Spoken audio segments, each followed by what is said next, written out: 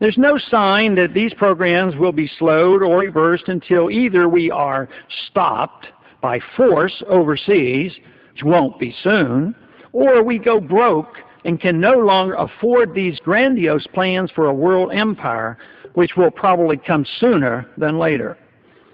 None of this happened by accident or coincidence. Precise philosophic ideas prompted certain individuals to gain influence to implement these plans. The neoconservatives, a name they gave themselves, diligently worked their way into positions of power and influence. They documented their goals, strategy, and moral justification for all they hoped to accomplish.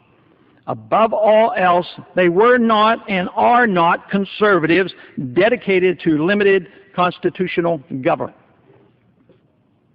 Neoconservatism has been around for decades and, strangely, has connections to past generations as far back as Machiavelli.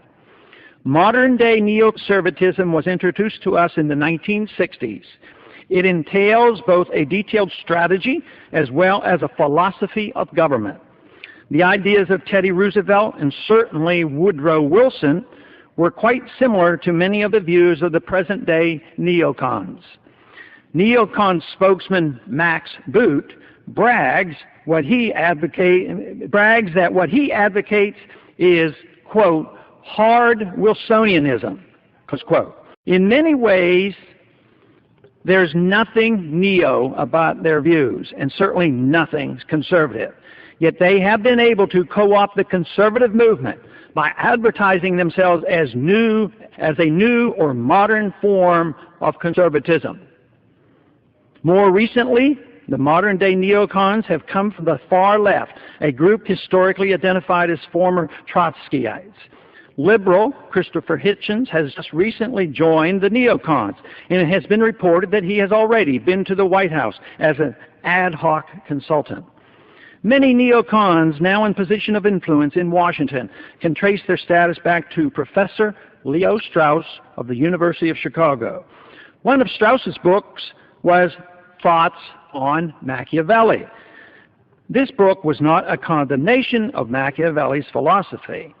Paul Wolfowitz actually got his PhD under Strauss. Others closely associated with these views are Richard Pearl, Elliott Abrams, Robert Kagan, William Crystal. All are key players in designing our new strategy of preemptive war. Others include Michael Ledeen of the American Enterprise Institute, former CIA Director James Woolsey, Bill Bennett of Book of Virtue fame, Frank Gaffney, Dick Cheney, and Donald Rumsfeld. There are just too many to mention who are philosophically or politically connected to the neocon philosophy in some varying degree.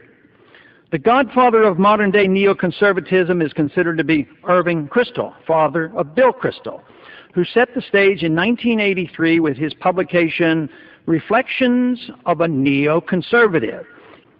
More important than the names of people affiliated with neoconservatism are the views they adhere to. Here is a brief summary of the general understanding of what neocons believe. They agree with Trotsky on permanent revolution, violent as well as intellectual. They are for redrawing the map of the Middle East and are willing to use force to do it. They believe in preemptive war to achieve desired ends. They accept the notion that the ends justify the means, that hardball politics is a moral necessity. They express no opposition to the welfare state. They are not bashful about an American empire. Instead, they strongly endorse it.